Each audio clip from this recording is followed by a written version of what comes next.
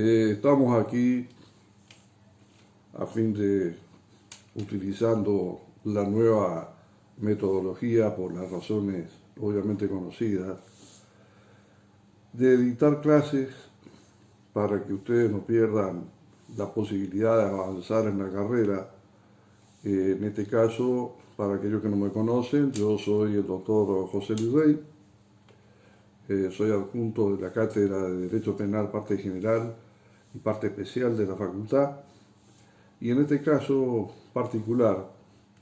vamos a hacer un avance sobre lo que se conoce como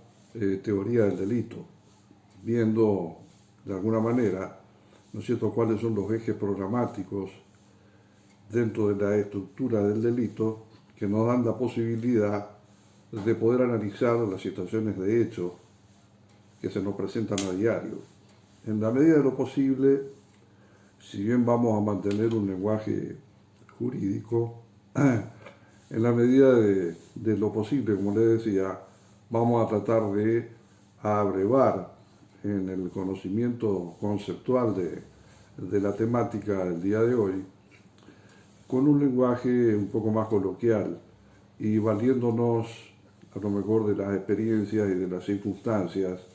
de nuestra propia realidad para hacer comprensible el concepto.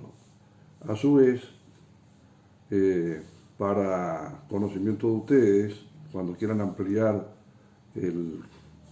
conocimiento respecto de estos temas, la bibliografía que se sugiere es la del Tratado y el Manual de Dr. Zaffaroni, de Eugenio Raúl. Puede ser también Mauras. Se puede ver también el tema en las obras de Bacigalupo como lineamientos del derecho penal o fundamentos del derecho penal, en la de Dona, Alejandro Dona, ¿no? Tratado de Derecho Penal, parte general, Jacobs, Klaus Roxin, Strattenberg, Welser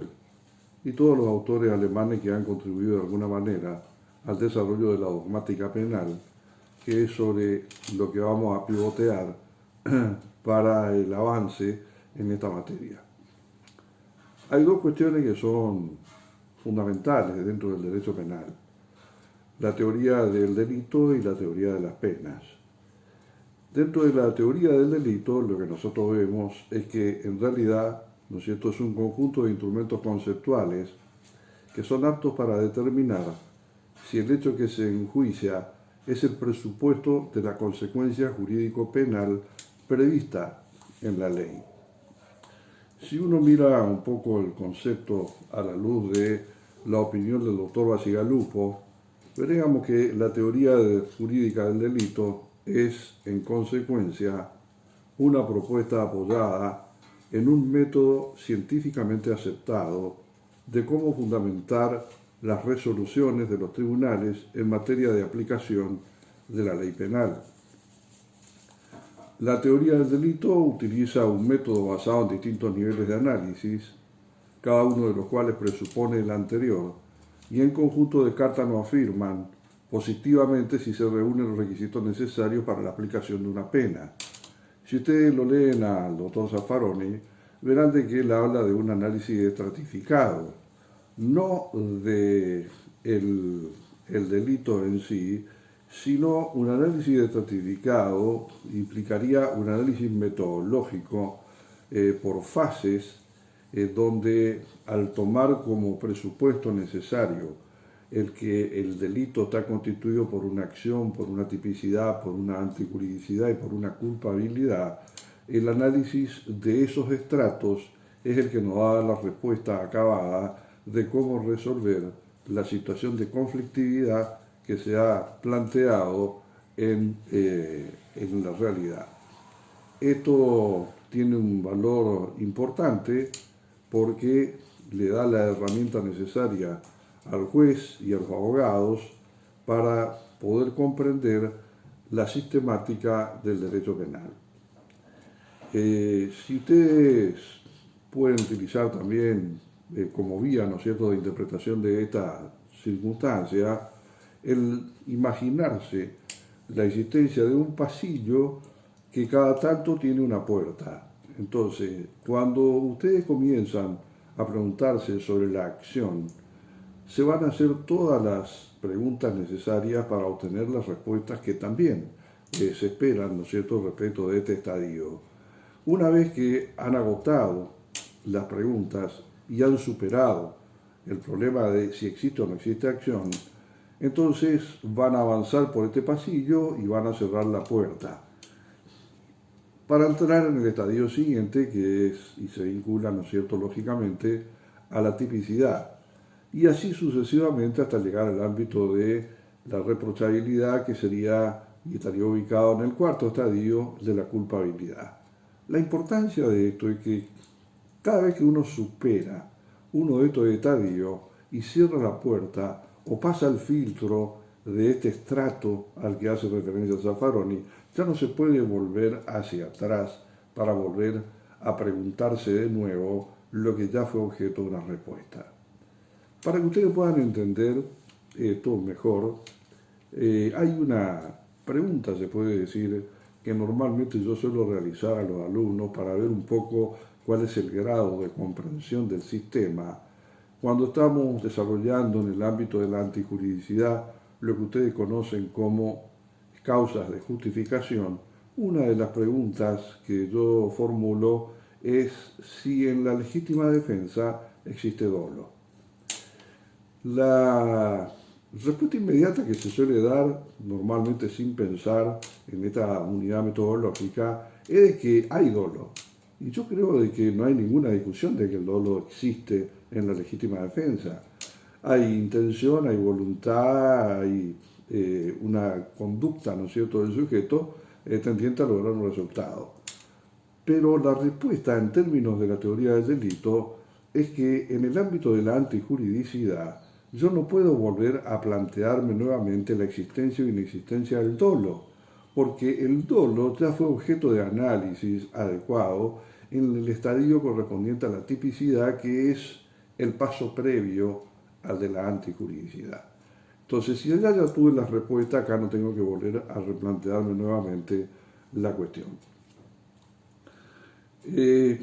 Así, siguiendo, ¿no es cierto?, esta metodología, únicamente uno puede cuestionarse por la tipicidad de un hecho si previamente comprobamos que reúne los requisitos de una acción. Y asimismo, solo podemos hablar de una acción típica, ahí nos va a dar la posibilidad de poder indagar si esta acción típica es antijurídica, y comprobada la existencia de una acción típica y antijurídica, lo que tendríamos que analizar o investigar, o tendría sentido investigar, si esto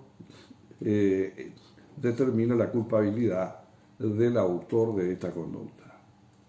Entonces, la importancia del sistema de la teoría del delito consiste en que éste permite desentrañar consecuencias lógicas que no están expuestas en la ley y posibilita un tratamiento igual de cuestiones iguales y desigual de las desiguales. Esto lo pueden ver en Bacigalupo, Enrique Bacigalupo, Derecho Penal, parte general. Un sistema dogmático del delito, entonces, es un conjunto de hipótesis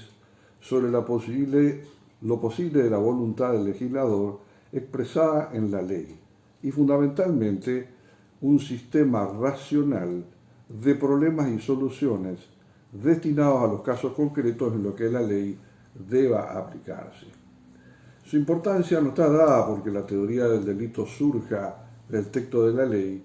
sino de su virtud de hacernos accesible una aplicación racional de la misma. Estamos en presencia actualmente de lo que se podría llamar un Estado constitucional de derecho, razón por la cual, ¿no es cierto?, existen una serie de principios que emergen del pragma constitucional que deben necesariamente gobernar o imbrincarse en la teoría del delito. Siempre decimos que la ley penal, ¿no es cierto?, debe ser un reflejo de lo que expresa la Constitución Nacional. Lamentablemente, en la práctica, nosotros vemos azorados cómo habitualmente se violenta este principio y se hace caso omiso, ¿no es cierto?, a lo que dice tanto la Constitución Nacional, los tratados internacionales,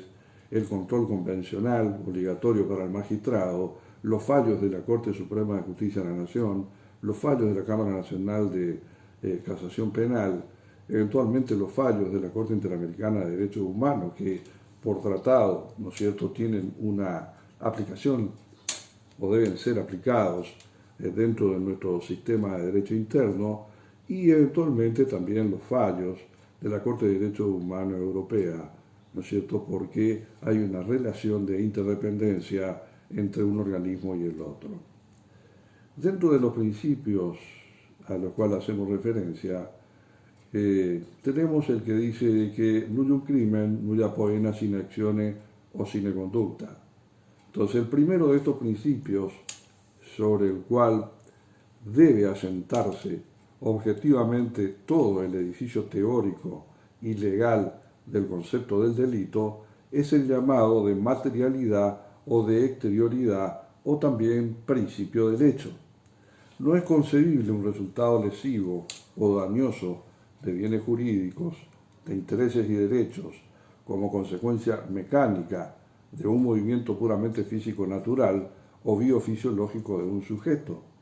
Por el contrario, para que pueda hablarse de delito, debe existir un acto humano, un comportamiento, una conducta. Y no hay conducta humana sin participación interior de la gente en lo que hace u omite.